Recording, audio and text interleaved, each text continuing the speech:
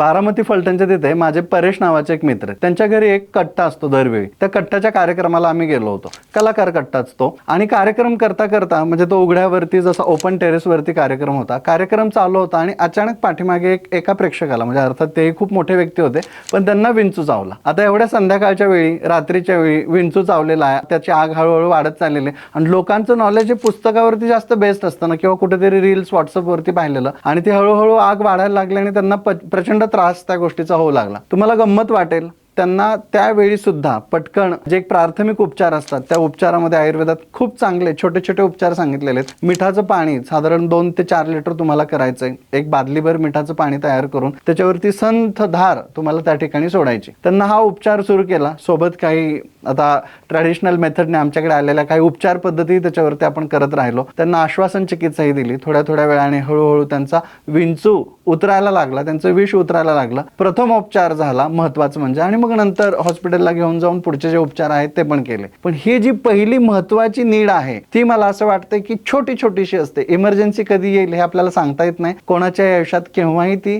न सांगता येत असते. तर अशा छोट्या छोट्या गोष्टी तुम्ही रीलच्या माध्यमातून जरी समजल्या तरी त्या सेव्ह करून ठेवल्या पाहिजेत आणि कधी उपयोगी पडतील हे तुम्ही सांगू शकत नाही. त्यामुळे विंचू चावल्यावर काय करायचं हे नक्की बघा.